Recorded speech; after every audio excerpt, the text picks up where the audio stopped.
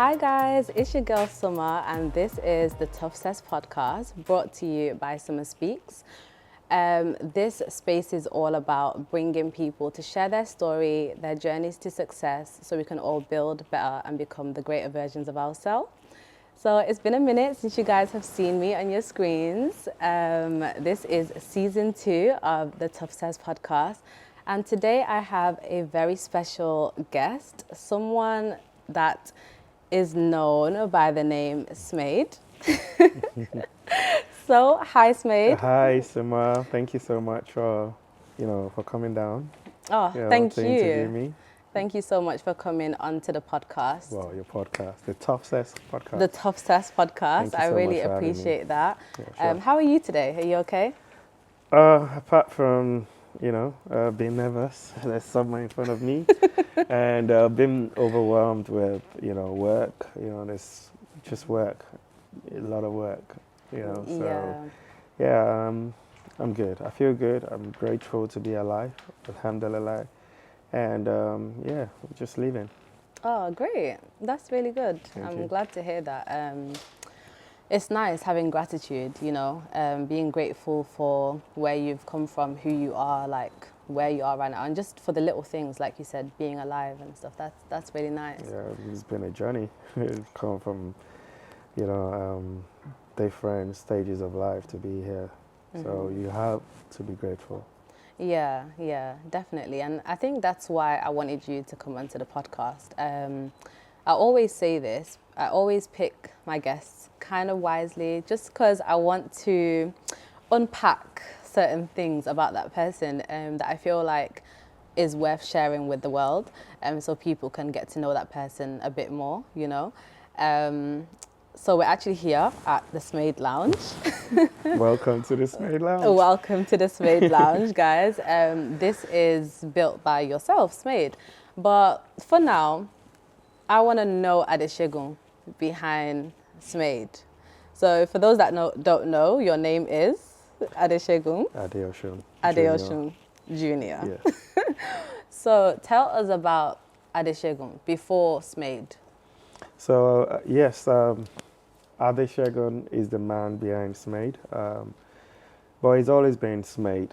It felt like it was born, to do this and to be here, and he is. AdeSegun is a father, he's also a son, he's a brother, he's an uncle, there's a lot going on in his personal life, and he's also someone who loves to learn, who loves to serve, and who loves to project the beauty of our African culture. And that's what actually gave birth to the Smade in me.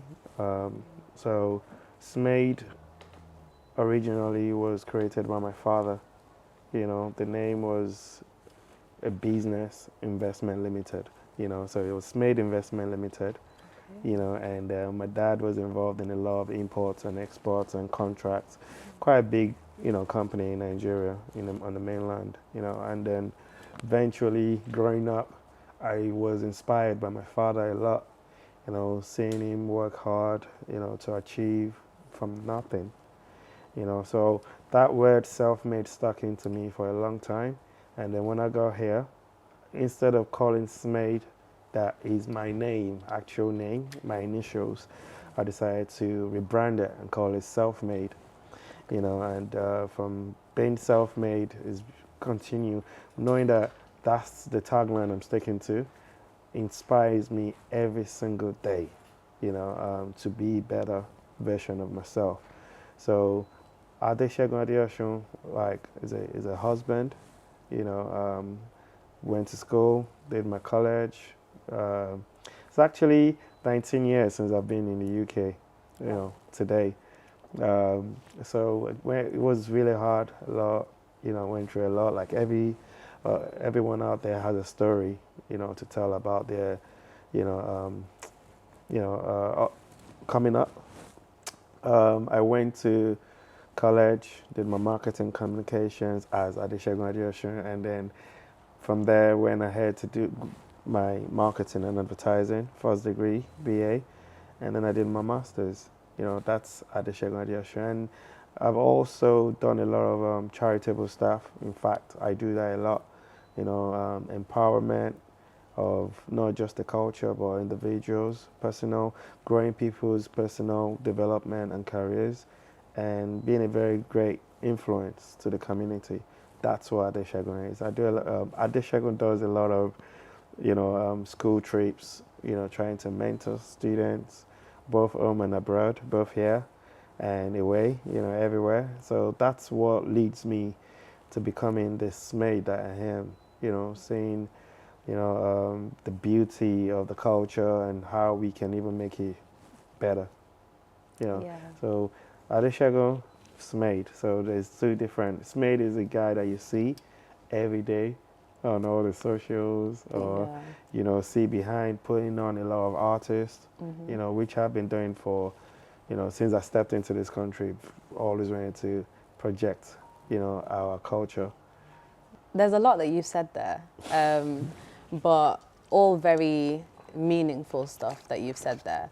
And I think it's really nice that you've kind of, you've separated the two.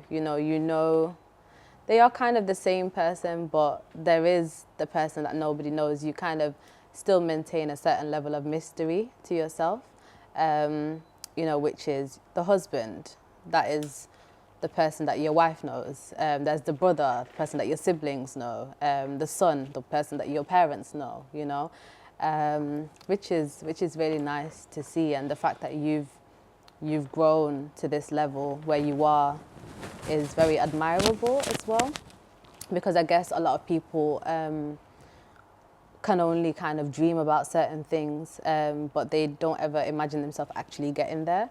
But you've made it there, and you've titled it Self-Made, which is very interesting. I'm not sure if I've made it there yet, because I still believe there's still a lot to achieve. I see every day as a new life and a new beginning, Absolutely. So to top up what you actually achieved previously. So sorry to cut you there. No, it's fine. It's well, yeah, continue. But yeah, I've been able to manage. If anything that I've done in my life is separating both. Yeah. A lot of people don't know me personally, and that's because all my life I've been working, and I never stopped working. And don't get me wrong, in between I've had people say, you have to tell your story. You have to show people who you are and tell people how you got here. But there's still a lot to do, right? But this year, I think I made up my mind that it's important to share and let people know the journey, let people be inspired as well, because I'm still inspired by so many people, and hearing their stories is what keeps me going to do more. So I'm finding out that a lot of people want to know what's about Smade, what's about the self-made guy who is behind this, all these things are going on. I think it's right to tell a little bit and let people understand the journey and where this guy is coming from, and where we are, where he's trying to take us and where we're heading. So hopefully I'll be able to impact you guys one way or the other, and Absolutely. you guys can be inspired. But coming to this country at the age of 18 plus, very hard to choose my path. Very difficult as a young boy, young African boy for that matter in the UK, coming into a culturally infested country where your acceptance has got to be what you make of yourself. It's only when you can actually achieve something that you are known in this country, or you are recognized, or your achievements are recognized. So I put it down to hard work and being self-made and working through everything.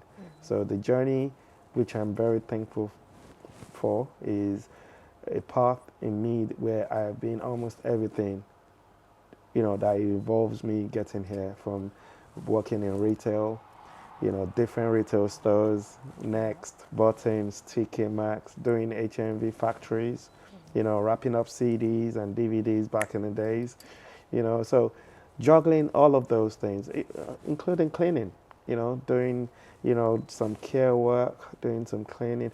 But all of these things are just little condiments to what God was going to turn me into.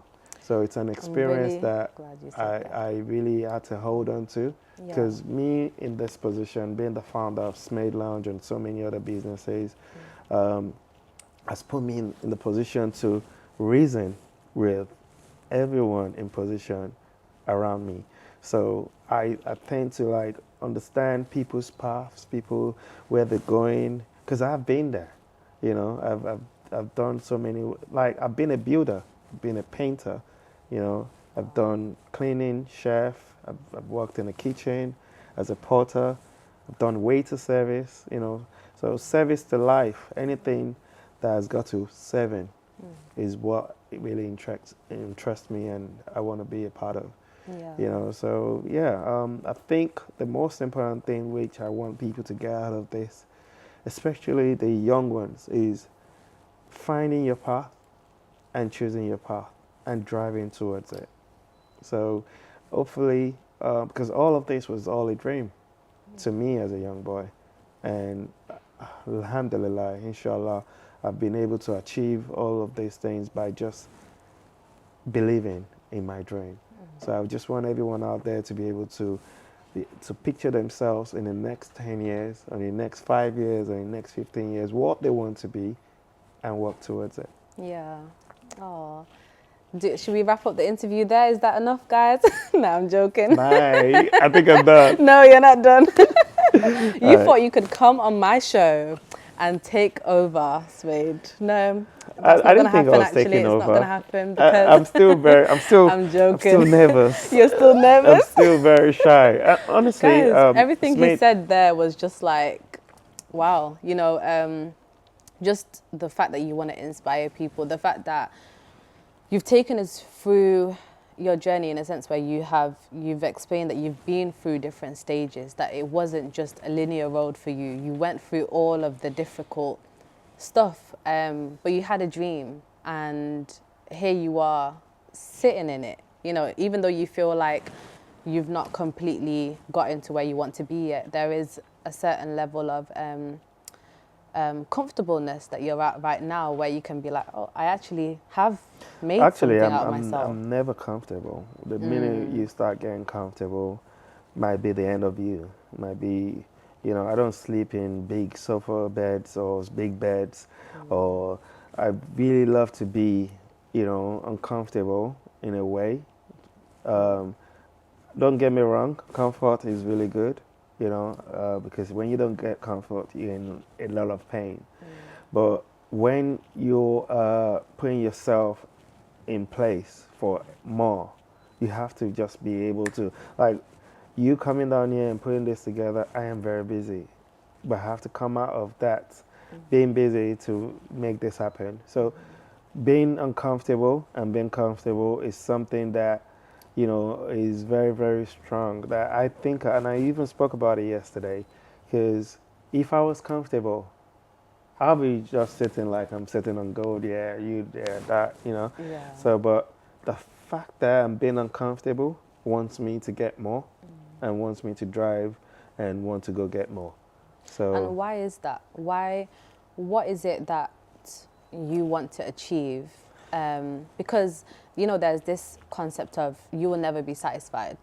I'll be satisfied maybe when I see someone like me out there who genuinely loves the culture, the way I love the culture, who genuinely wants to share and promote and put anybody on as much as I want to.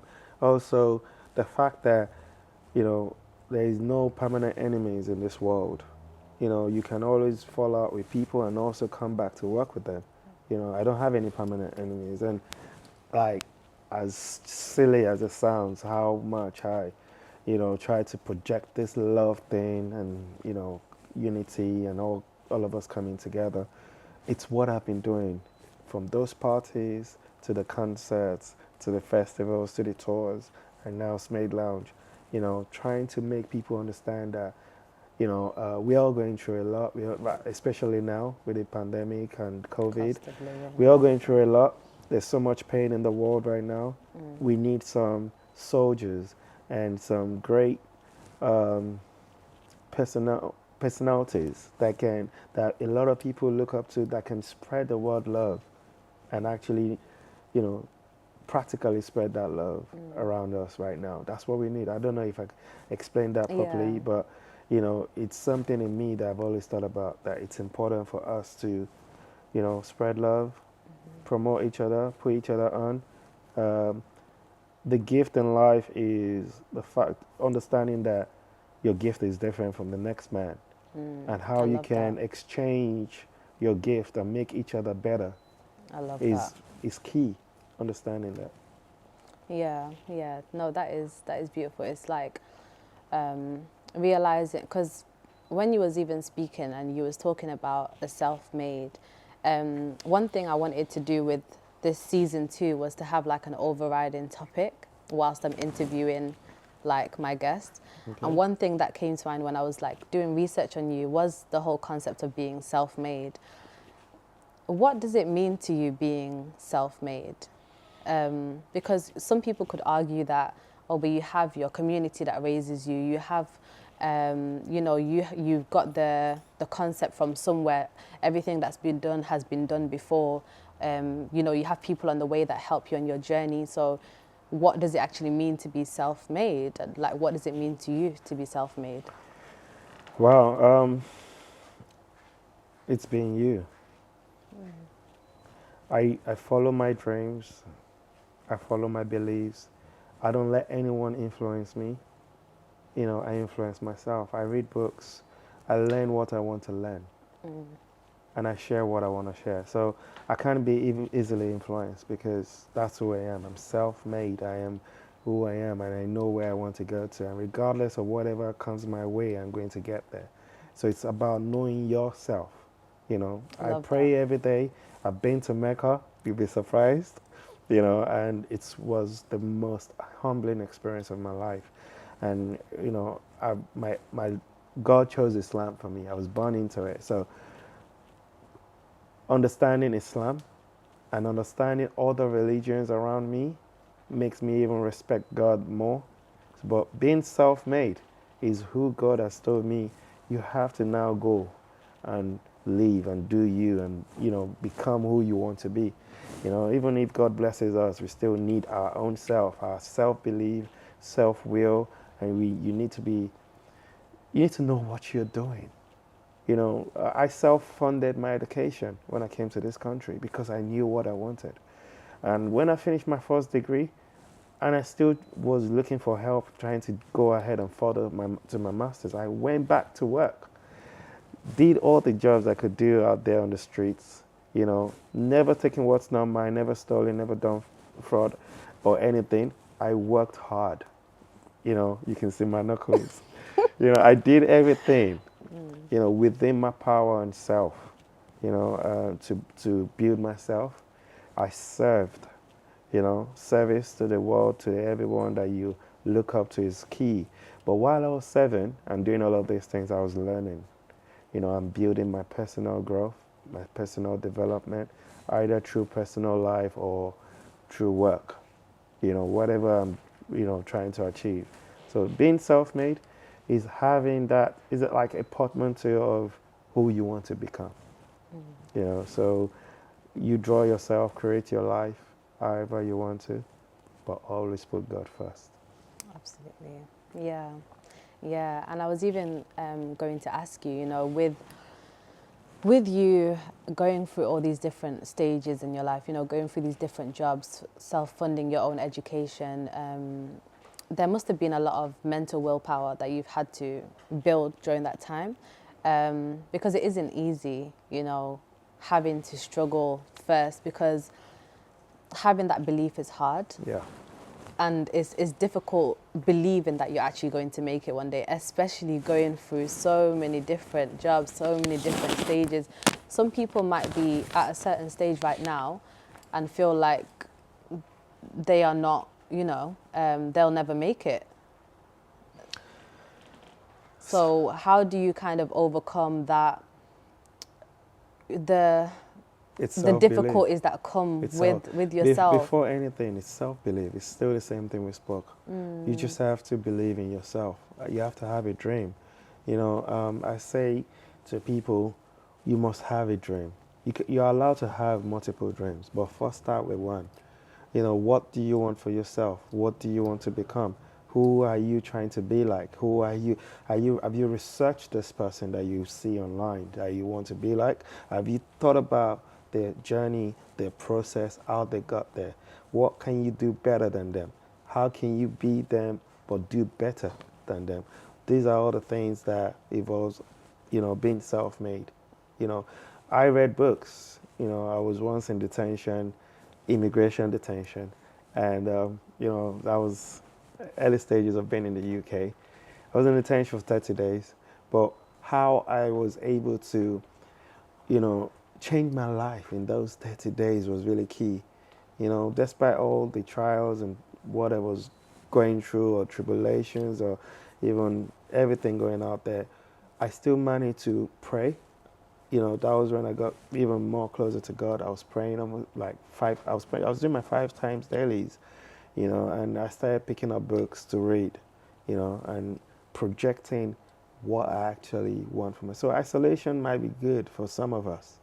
You know, sometimes when we're always out there with people, we cannot dream, you know, because there's different energies. So how do you block up those energies? Somehow God made me, God put me in the detention center, which one day I want to be able to go to all these immigration and detention centers to like tell people and make them understand that this is just a trial in your life. But from this stage, you pick what you want to be.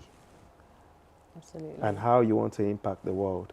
So I read a book, Losing My Virginity by Sir Richard Branson, which is the owner of Virgin.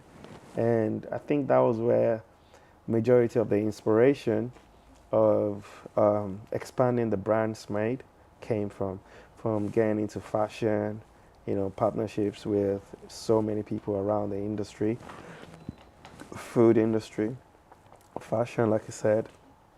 You know, I've got my own brand in this spectacles coming soon. Love that for Smade, you. Smade shades. Because he doesn't Yeah. like people to see him, look at him in the eyes. Well, one thing is it will be very hard to see me bare eyes, like to see my eyes. I block energies, you know, and I do that because I don't know where everyone is coming from. Right. I don't know what's in everyone's head, right? You know, so, and I do that to protect and shield myself. You know, so when people see me wear dark shades, I'm wearing my clear shades because of you. I think I bring pure vibes, guys. I love the energy from the phone call, or from the message, From the message. from the DM on Instagram. So like Yeah. it's just who you are, like self-belief. Yeah. Wow.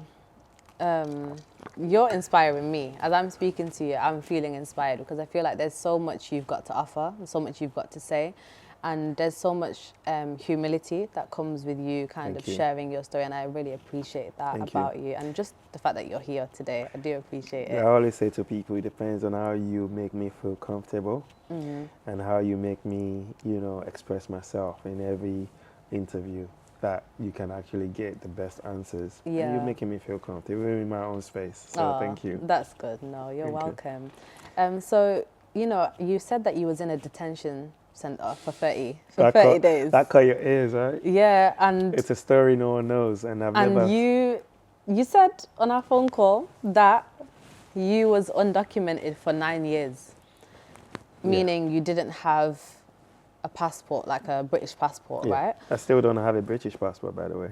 Oh, okay. Yeah, I'm still holding my green Nigerian passport. Yeah.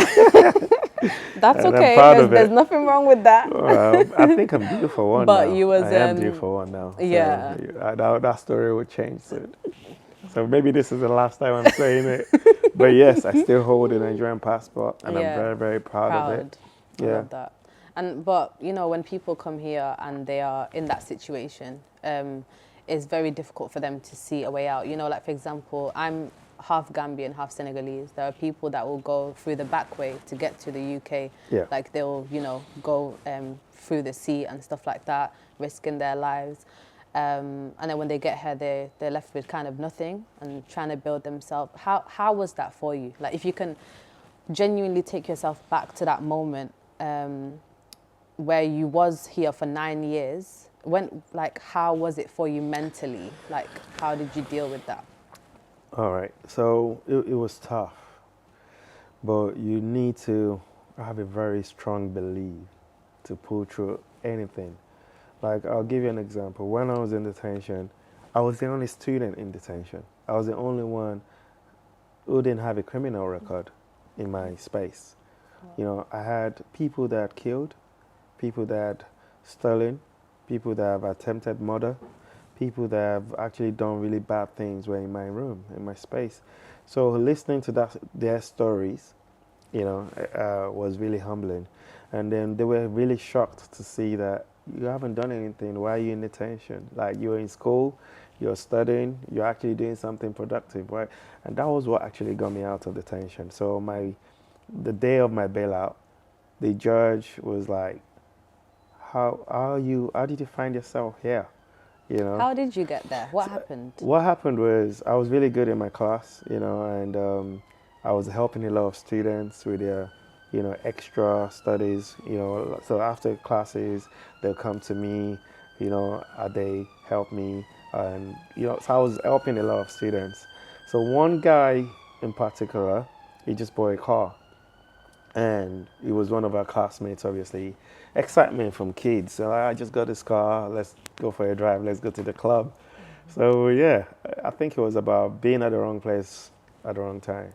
So and that's why I don't have friends. I always keep to myself.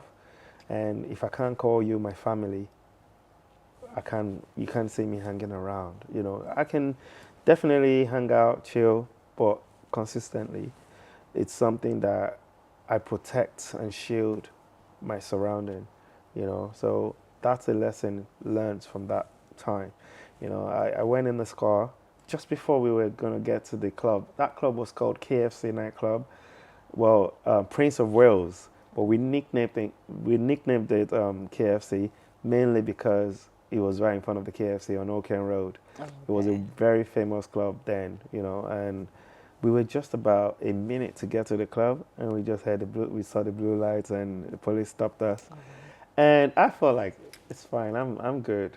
They'll go for the driver if anything. And then it kept on dragging. 20 minutes, what's going on? 30 minutes, they now decided to search everybody in the car. So they searched me, and I told them, listen, no IDs, my ID is with the immigration and all that. And they rang up, and the immigration requested I should be brought in. So I slept in a prison cell, the first time I ever got arrested. Don't know if I should mention that on here, but it's really It's all exclusive. good, This should be for my own book, I know for you, Suma, but I'm giving it to you, you see? You see, it's just... Yeah, it's it's humbling. It's humbling to know that I Joking. went through that, and I was able to overcome it to get here. Yeah. And maybe that was the reason why I never did anything wrong again in my life. Because it feels like in that cell. Correct. So I used that to navigate my life. I used that to think, if I do anything wrong, I'm going back to that isolation. I didn't want to go back in there. Freedom is really key. And, I managed to survive the 9 years by doing the right things. First of all, studying, getting yourself busy, knowing that this too shall pass. Knowing This too shall pass. This too shall pass. Any situation you find yourself, God has already written it. If you believe, only if you believe. So anytime I find myself in situations, I always put it at the back of my mind that this too shall pass. So coming out of that detention, there's still a deeper story into that, but I'll leave that for now. I don't want to, Just want to reveal too much. Too much. Like, just give the idea and let them know. Yeah. But I really want to do more charity work in going to different detentions and telling people how to utilize. Probably it could be a life-changing moment for a lot of them if they know the right things to do. Absolutely. Do you understand? Either they've done bad or good, it's the humbling position to, retract get back on the right track. Do you understand? When I came out mainly because I was a good student. So my lawyers and the barristers were able to get like a lot of references from my lecturers, from my tutors, and they already miss me because I was very shy in class, but I was very active. You know, I used to be very shy, but all my teachers and my colleagues in school knew me. You know, and that was when I came out of detention was when I actually started throwing parties. That was when I registered Smade Entertainment Limited. That was when I started evolving personally and believing that, okay, if this cannot bring me down, that means God has plans for me and I can keep going. And I kept on going, Yeah. with this same belief. So the mental state, like you mentioned, is key to life because we all go through it. When even the mental capacity of handling too many things at the same time is something that we all need to look out for. So what makes me mentally strong is my faith, is my beliefs, is knowing who I am. And when I look at myself in the mirror and I'm like, yo, this is me actually. This is who God has made me to become, and this is not me before. So your belief and your faith will take you to wherever you dream to become, wherever you want to be, whoever you want to be. Your dream and your faith will take you there. So that's how I was able to manage my mental stability and keep pushing to where we are right now. Keep thriving. Amazing. And I agree. I think faith is everything. I think believing in something, having a dream, knowing where you're going, knowing where you've come from as well. As they say in my language, if you know where you come from, you know where you're going. And you came from somewhere, so you had a dream and you was kind of striving towards that dream, and which is really inspiring to hear as well. So, with the entertainment and the events, how did you kind of get into connection with all the artists? You work with Wizkid, Burna Boy, Davido. At the early stages, yeah. Yeah, all these different artists. How did you get in connection with them all? When I started, it wasn't like as rosy as it is right now, and it doesn't look good as much as it was actually. In fact, I had friends laugh at me that, why are you doing this? It's gonna die away soon, anyways. Just like every genre, you're just putting this Afrobeat thing on your head. Like, I still have my old friends coming. I'm like shaking my hands and saying, "Wow, you did it!" Like, even they would tell me, "I laughed at you. I cursed you for what you were doing," and seeing you here now, achieving all of these things, sometimes they regret it, but it's humbling to see them come back to me and say, "Yo, well done." Those are the times when I pull back and I say, "Okay, God, you've been so good." Like, those that used to laugh at me are now applauding me and appreciating what I'm doing, because what we've actually been able to achieve with Afrobeats and for the culture is for everyone. Either you're African or you're not African. It's impacted the world. The music is love. It's different from every music genre. So is either you hear about girls, or you hear about lifestyle, or you hear about different things in our music. That's what inspires a lot of people now. So people now hang on to the music, to the Afrobeat music, to get inspiration, to get love, to party, to have fun. And our sound, the sound of our culture is so rich that is richer than anything, any natural resources that you can think of. Our beauty, our culture, and now everything is coming to light. And so everybody's embracing it, which is what I love about everything I've done. At some point, I think I was the only one carrying the flag for this Afrobeats thing and doing multiple shows in 2019, 2018, 2017, from forever. You know, I've done multiple shows, and I actually got inspired by Live Nation. You know, Okay. I wanted to be the African Live Nation, so I started taking risks, and I was losing a lot of money. You know, money I was making from sometimes my club nights, or sometimes all the businesses that I do. I've got a beard oil business, I've got this and that, real estate here and there, that I'm, kind of playing around with. So I got businesses, I've got my fashion brands. You know, I've always been having this thing from face caps to T-shirts. You know, I used to sell scooters. I used to sell perfumes.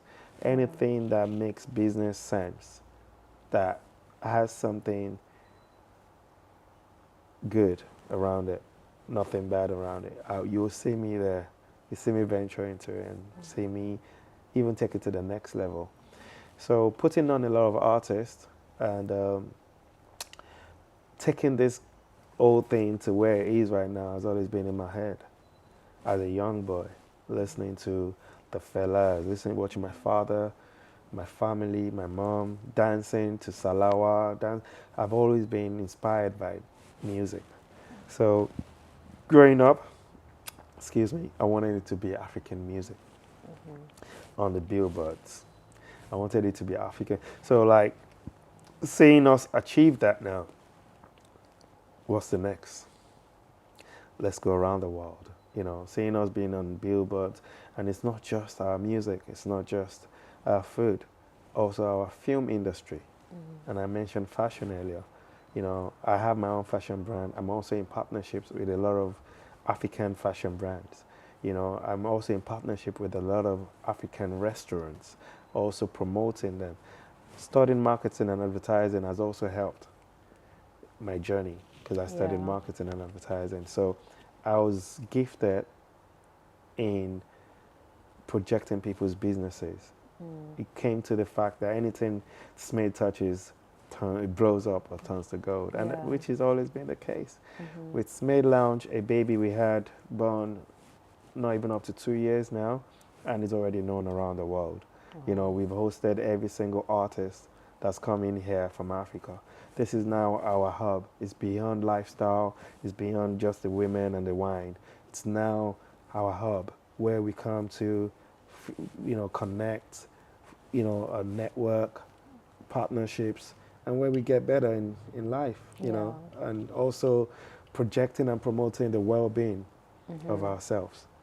That's what Smade Lounge has done in less than 2 years. Wow. That's just one out of so many. Afro Nation, being behind a lot of mega superstar artists of the world right now, like Wizkid, like Burna Boy, Davido, like Tiwa Savage, having that personal interest to see those individuals get to where they are right now. Yeah. And I'll forever promote them regardless of either I am personally or directly involved or not. And that's what I would love to share with the world. Like, you don't even need to be benefiting from that person. You can actually just promote and project that person, and empower that person, uplift that person.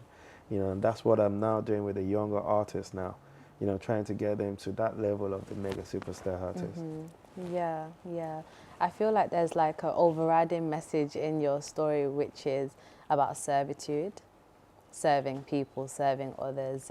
Through everything that you've mentioned so far, it's like you enjoy serving people, you enjoy serving others, and that is a beautiful thing to have. I think the more you give, the more you get in return. Correct. And sometimes people think, you have to be like this strong person. Everything has to be like to yourself. You have to hide everything. You have to be selfish. These are your selfish years and etc. But it's also important for you to help the people along your way, because at the end of the day, we're all on borrowed time. We don't know what tomorrow holds. So it's also, and like you said, sometimes it doesn't have to be about benefiting from others. It can literally just be you want to help others. And I think that's a really nice part of your story as well. Thank you. I always say to people that no matter what position you are in life, you can serve, you can give back. No matter what level, no matter what your wages are, you can always give back. And I said at the start of this conversation that it's important to know who you are, right? Definitely. So knowing who I am, knowing the day I was born, you know, Yeah. and understanding what surrounds the day I was born, you know, being born on Christmas Eve, December 24th, Yeah. is a special date already, you know. So understanding that what comes with that date, gift to the world, you know, we're all preparing for Christmas, we all, you know, so I was a gift to the world to serve. But it's also important to shield and serve wisely, right? So, Absolutely. but even though I serve or I love to serve, you know, passionately, or without even having to think anything personal before serving, I have to love myself as well, which is something that I'm now starting to do.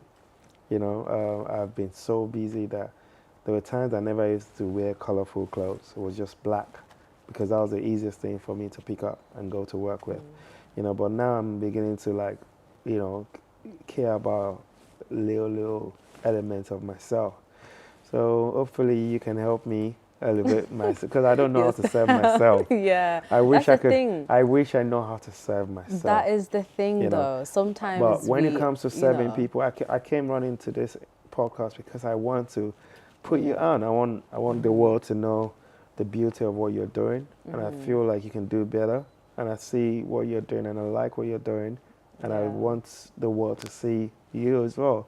I So appreciate that. I continuously love to put people on, serve, and Yeah. by the special grace of God, God will find people to serve me too. Amen. Inshallah, Inshallah. inshallah. But you need to serve yourself. Yeah. And how do you do that? How do you find time to serve yourself? Because not only do you help put people on, do you, you know, you run things that is to serve others, to serve whatever that may be, whether that may be entertainment, food, fashion, etc. You also have 4 children. Correct. That's how I serve myself. You have 4 kids, but still you're serving others. You know, you're raising 4 mini yous, and of course parts of your wife as well. And how do you find time to serve you? How do you find time to like focus on you? Okay, first talking about family, my background is my father married a lot of wives. There was 13 of us. Wow. You know, being the first son, you can imagine, and number 3 in the family. So third born, 13 children. So 7 is something you must do. By force and by fire. By fire, by force. If you don't serve, you You're know, finished. you're finished. So living in a polygamous home made me understand, you know, so much about different people, different personalities, and made me understand that people come from different backgrounds, that people have different foundations, you know. So opening up this place as well has made me also understand the different energies that come in here and how to receive it, how to absorb it. So going back to the family, I served my family, and I'm still serving my family. My mom, may her soul rest in peace. You know, I served her till, you know, till the day she passed. I was her husband at some point. Wow. You know, yeah. But what makes me happy and what gives me joy is definitely my kids. You know, watching the greatness of God in them, Allah raising them up for me, because it's not by our power, it's by God's power. Absolutely. So, you know, having 4 healthy kids, you know, having to spend time with them and be inspired and learn from them, because I never stop learning, you see. I'm still, you know, you have to be open-minded and be ready to learn from any angle, from anybody. You know, you never stop learning. You'll be thinking a master's degree holder, what does he need to learn? With everything he's achieved, what does he need to learn? But this part of learning just started for me. Wow. You know, so learning, it has different categories and it never stops. You know, a lot of people go to school to just learn, but forgetting everything about the education, networking, meeting people, creating your own contacts, you know, understanding different people from different parts of the world, which is something we're blessed with in the UK. Here in the UK, you can meet at least 30 people from different nationalities every day. True. How do you learn from them? What have you been able to gain from them? Either through music or through work or through life or anything you're doing in life. So I'm very open-minded to learn. Yeah, yeah. I think that's what gives me joy. Mm-hmm. You know, my kids. Would you say that is a family. way of serving yourself? Because you're serving others, it's also serving you. It is, but also you have to think about, because I haven't had any holidays in 3 years or 4, you know. Wow. So, and at some point I think about it, I want to go do something that I want to do. I want to be by the beach side and just lay down. Relax. And just relax and chill. Yeah. You know, that's me doing me. I would love to do that real soon, inshallah. Inshallah. But understanding that there's a lot of responsibilities ahead of you. You are very responsible for a lot of things happening. Mm-hmm. You have dragged this thing to this level, mm-hmm. and you cannot turn back now. You have to keep driving it. That part. Yeah, that part. Definitely. And what you said about me, when would I stop, is I'll probably stop or relax more when I find someone who is doing or taking the position I have taken, mm-hmm. or who is able to get it even better. I mean, I've seen a lot of people that are doing great works in the industry, but the most important thing is, are they humble about it? You know? So that's the key aspect here, because you can have everything and not be humble with it. So how do you remain humble with everything that you have been able to build, with everything that you've been able to, even for the fact that you have children? You know, some people struggle to have children. Some people struggle to settle down. Some people struggle to have different roles in their life, like a role of a husband, especially when they have a career and they have different things that they're chasing. How do you remain humble when you have all these blessings from Allah? First, gratitude again. When you are thankful for all you have, you would understand that God has blessed you. And the only reason He has blessed you is because, not just because you deserve the blessing, not because He can't bless someone else, because He's pushing you to be better. So when I see people that have stuff and are not humble about it, you know, I don't want to say anything bad about them, but they have their reasons and their stories. But for me, personally, I choose to be humble because I feel like I'm not there yet. Just the same way a lot of people keep saying, oh, Smade is this, is that, he's done this, yeah. He's been able to do that. But me personally, AdeSegun, I've just started. Yeah, I love that. I'm grateful for all I have. Mm-hmm. However, I still feel like there's still a lot more in me. Of course. You know, so I'm not tired. Mm-hmm. You know, and I pray God will not make me tired now. Amen. So I keep saying to everyone around me, my staffs, my colleagues, my partners, you know, this is not for any man. Mm-hmm. It's for all of us. Everything we are doing, everything I have achieved, you know, my life is like charity. You will not understand. Yeah. My life is built around giving back, around well-being, around, you know, spreading love, you know, around empowerment, around uplifting each other. So sometimes when I get a lot of backlash or people hate or things online, I thank God. You know, and I pray. Alhamdulillah. Yeah. and that leads me on to like, because right now you've said so much about how, you know, positive you are and how you have so much self-belief and how you have grown yourself and etc. And all of it seems like, you know, you're such a very strong person, which is really good. But I'm sure there was a time in your life, and you don't have to speak about it if you don't want to, but a time in your life where things must have been really tough or really So dark for you. you're trying to get everything that's going in my book on your They top can sets. get a little preview. They can get a little preview here. Okay, cool. But make sure you But get my book when it's out. definitely. Yeah. But yeah, you know, you touched upon slightly that you lost your mom, Allah yarhamah, may Allah grant her soul Jannatul Ameen. Firdaus. Ameen. I mean, how did you deal with the grief behind that? Because I suffered a loss recently, and I know what it feels like to grieve. I'm I so know sorry for your loss. it's fine. Alhamdulillah for everything. Alhamdulillah. But you know, grief is something that can bring you down. Like, as in, when I say down, I mean low. And I can't imagine it being like, you know, a parent at this stage. How did you deal with your emotions then? Because that must have been a very dark period for you. Oh God, I'm trying to hold back my tears now. Oh, and it's okay. It's okay to let it out. Oh no, I'm tough sis. But It's yeah, okay. very very emotional because my mom was my best friend. She was everything to me. I don't think I've spoken about my mom like this in a while because I love to hold on to the things I love. But she's no more now, but she's very much around. Yeah, You know, alhamdulillah. that's how I see it. And I see it as we're all going to go someday, you know, to meet to part no more.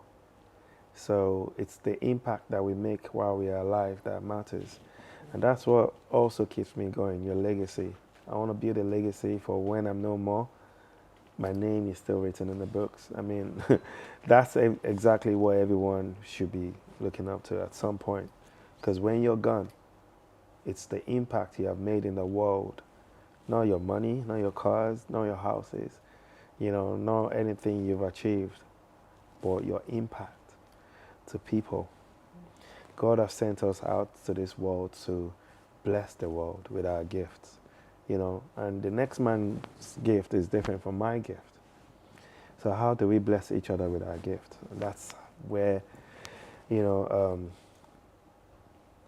I'm able to keep going despite all the losses or all the, and to even make matters worse, my mom was being attacked during Afro Nation festival that obviously got cancelled due to the pandemic. There was a lot of hate messages in my DMs about my mom, my family, about me, you know, really, really deep stuff, you know, and then to think that exactly 2 years after, she passed. So it makes me understand that life can be so spiritual. You just have to be prayerful and continue. So how was I able to recover? Was praying. I started praying harder, you know, after losing your best friend and your mother and she was like my wife for all my life. Yeah. She was like the only one person that I feel so connected to especially, which is right? So how did I continue? Prayed, you know, I lost a lot of friends, a lot of people never believed that, you know, some people even thought like I squandered the money, like, and this is money that I had no access to, you know, just from building and trying to bring everything together. That business was not just me. It was a lot of people involved, but I was the face, you know, and I took all the, you know, all the bullets and everything. Yeah, I took all the backlash. It was really tough. I cried almost every day. And who was there to listen to my cries? My mom. But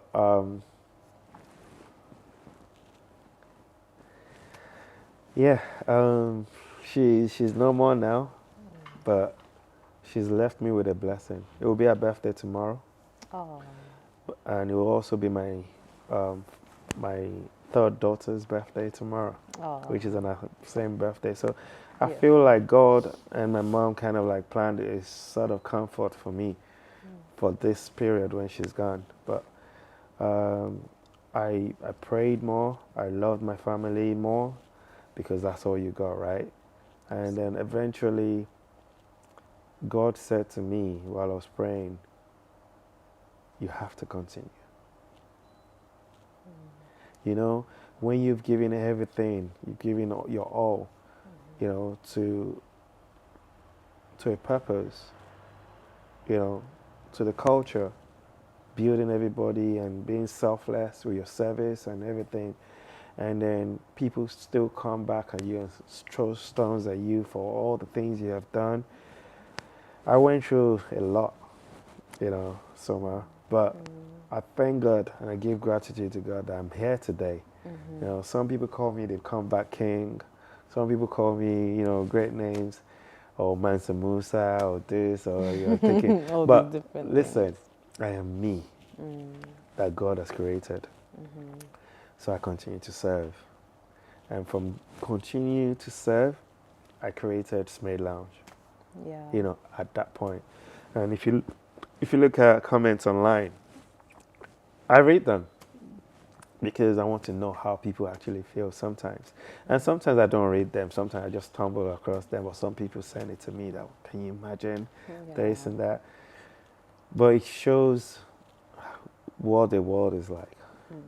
You know, when things go south, you know, people are ready to paint you black. But when things are going up north, everybody wants to be your friend. Everybody wants to come to you. But I think above all, I give gratitude to Allah. I thank God for, you know, making me a story, a good story to tell about good comebacks. You know, because this has not just happened once. It's happened a lot in my process of getting Afrobeats to where he is right here. You know, I remember there was a show I did. It was sold out completely. It was in central London, HMV Apollo. It was Olamide and YBNL. Sold out. We had about 5,000 people in the venue and about 2,000. This was back in 2016. And a lot of people rushed the doors. I lost a lot of money. You know, it didn't go well the way we wanted it. And being the leading Afrobeats promoter at the time, and then and now, it was hard for me because I was so passionate about it. But I still managed to. That was the first time I was actually, after a long time, I was actually bringing out my CV and trying to go look for work because I almost gave up. But my wife told me also then that you know who you are. You know, as much as you want to go get a different job or a job, this is who you're made for. And if you don't do it, he's going to do it. So I'm glad that I was able to push it to this level where a lot of people now have even stronger beliefs to take it to the next level. Yeah. So, and I'm still doing what I love to do. Yeah. It's an emotional path of my life, you know, losing my mom. And also, about 13 years ago, I lost a daughter, my first daughter. You know, Sorry first to time hear I'm that. saying it as well. Sorry to hear that. I lost honestly. a daughter. She was 3 months old. And I grieved for about a year. I didn't want to see anybody. I was on my couch, living on my couch. It was when I was grieving, I met my best friend, or my brother, my best brother, whom is always there for me, Dombazi, Abubakar Dombazi. He just came from nowhere. It was like, I've stopped seeing you around. You know, what happened? I heard what happened. And he encouraged me to go to my master's. And then when I enrolled for my master's, I think it was the last penny I had in my account, but it was well worth it. You know, I went ahead to study MBA marketing. And while I was studying marketing was when I was getting ideas to creating a lot of things that you are seeing right now. That Smade is creating the Smade group. Yeah. So Smade has been able to, since then, inspire a lot of people. A lot of event organizers, a lot of people's personal developments and people watching the comebacks and all of that stuff. So which has made me continue after my mom passed. Because I want to continue. And there's some people that they didn't even have the opportunity of getting to know their mom that come in my space. So I want to be able to inspire them and motivate them to keep going. You know, so when I lost my mom, even though I'd still cry and grieve, and I still manage to find myself in a corner sometimes, I just want to keep going and keep serving. Yeah. And spreading love regardless. So first, learn how to forgive. You have to be able to forgive yourself so you can forgive everybody else. So all those backlash and hates and stuff that was coming towards me, I forgave it. I let it go, and that's how God can bless you with more.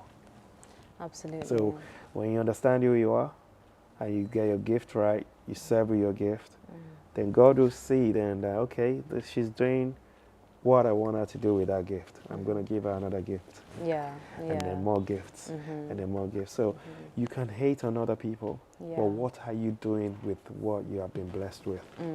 Oh, that's so true. What are you doing with what you have been blessed with?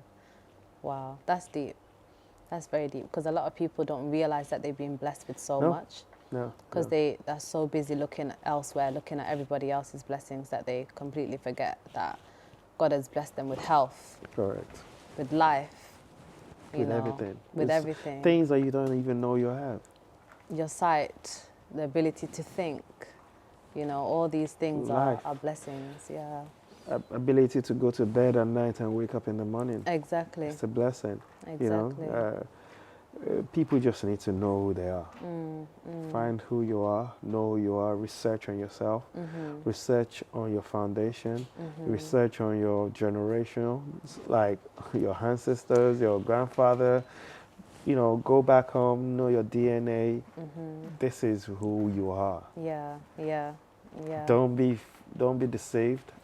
Don't let anyone deceive you or fake you. There's so much fakes on social media and online right now that you can easily get distracted. But knowing the power of you is the beginning to finding yourself. Definitely. And that's why I always live by the quote, which is, I'd rather choke on greatness than nibble on mediocrity. Because I know who I am. That's good. I'm glad. And that's why. Can I shake? You know that's who you are. Why That's good. I can reach out to man like Smade, and he'll be like, yeah. And I'm glad you've chosen me. I'm glad you've chosen to tell my story, to invite me on your podcast. Thank you. It's humbling, because there are other people out there. You've gone out of your way. You've traveled down from very far. I know. So that's so special to me, and I pray that God will give you more wisdom to be able to take this to the next level. Amen. Thank you so much. So we're about to wrap up the podcast. I know I've kept you here for a minute. I'm so sorry. It's just the pace as to how we speak. Like, I don't like to rush things. I like to take my time. I like to listen carefully as well. Because I think about the listeners at home and how they will process everything that's being said. And there's so much we could speak about that there's just not enough time to speak about it. But I just want to ask you two questions, two last questions. Go on. The first one is, if you could go back and look at your journey, is there anything that you would do differently? Continue. I would just continue. So you wouldn't do anything differently? The only things I'll do differently is pray harder. Because I've found myself and I know my strength.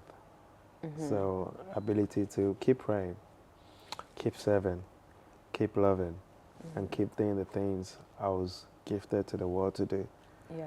So that's what I'll do harder. I'll be me times 10. Yeah. I would love more. I would serve more. I'll pray harder and work harder. Yeah. And work smarter. And I'm trying to think of something really cheeky, but it's not coming out. That's just it. I'm trying to think of something cheeky. What would I do different? What do you think I would do different? Can you come up with? I don't know. I can't Okay, tell you. can you tell us what you would do different? If I was to go back. Yes. Well, I'm still a baby girl. Oh. Me, I'm still a baby girl. So I'm old. You're trying to tell me. You're trying to say I'm old right now. I think for now, all I would do is to stop caring about what people think. Well, I care too much sometimes, and I'm an overthinker. You shouldn't overthink things. Like I said, this too shall pass. I can come up with like different screenshots of people, you know, tearing me apart on social media up to like over 10 years ago in my archives. And I save them not because I don't forgive them. In fact, I speak to these people today. I hug them today because they were part of my process. They were part of the push that's made me who I am. So when I see those things, I don't take it seriously to hurt. The first thing is it would hurt you because it's coming from somewhere of love, someone you love or someone you appreciate. So when people don't give you the right flowers, and rather than give you flowers, they're throwing stones on you. You know, but you have to continue. You know, that kind of scenario is where I find myself. I don't even wait for awards anymore. I don't even wait for achievements or what people think of what I've been able to achieve anymore. I just keep going and do it God's way. You know, I don't wait for people's opinion of me. I don't wait for people to tell me this is who you are. I know who I am. So that's it. as long as you have that at the back of your hand and your head, you know, you will definitely break all the doors and all the barriers, and you'll find yourself at the top and where you truly deserve to be. Definitely. I mean, even throughout everything that was going on with Afro Nation and etc., you still pulled through. I was going to ask about Afro Nation, but I want people to just go and see themselves. There's so much to say about it. There's so much. That's a story for another day. That's a story for itself. I'm sure a lot of people, when I do this podcast thing, a lot of people want to ask me multiple questions about Afro Nation. Today was about AdeSegun. I want them to see life before that and life after that. And I can drop a few gems of, you know, Afro Nation if I want. I can tell you, you know, I work with the best team in the world. I can tell you Afro Nation is taking the world to a new, different level. I mean, you guys recently did it in Ghana, right? Yes, Ghana, and we got Miami soon. Oh. And then we got Portugal soon. Wow. Yeah. And where it started, Portugal, right? Yes, that's exactly where it started. That's, you know, the birthplace of Afro Nation. I love that. So we're going back there. So we got Miami. You know, amazing lineup. We got June in Portugal, and we got 2 more before the end of the year. Amazing. Fingers crossed. I hope they all go well for you. But we always wrap up our podcast with one question, guys, and I'm sure you guys know what this question is, and I'm going to continue this throughout all the seasons. But, Smade, if you had one word, not a paragraph, not a novel. I'm joking. Not double barrels. One word to describe your toughsess. Toughsess is the name of the podcast, and it means your journey to success. One word to describe your toughsess. Wow, I wasn't prepared for that. I wouldn't say Smade, I would say God. God is everything. He's my direction, is my happiness, is my joy, is my peace. You know, when you find, I have faith in him, you know, and because I'm Muslim don't mean I don't respect other people's religion. In fact, I worship the Christian way sometimes. I go to churches, you know, I have a lot of friends and family who are of different religion. But God that we all serve is only one God. So God is my toughsess. Amazing. I love that. Well, to the people that are listening at home, I hope you guys have taken so much from this interview today. Thank you so much, Smade, once again for coming on board. Thank you so much for picking me. I really appreciate it, honestly. And this is Toughsess Season 2. Who do you want on here next? Today was Smade. They want me to come back. they might want you to come back. They might have more questions for me. Honestly, if you guys want a little Q&A, go and follow Smade, actually. Go and follow him. We'll book her in for next year or 2 years' time. Your time is up. My time is up. Love that. Thank you so much. It's a wrap, guys. Go and check Shout out. out to the photographer and the Yes, McLovin Productions in the back. See you. Go check him out. McLovin. No, thank you guys. Go check out all my platforms. They'll all be in the link in the description box below. And just support Tough Cess. Thank you. Bye. Wow.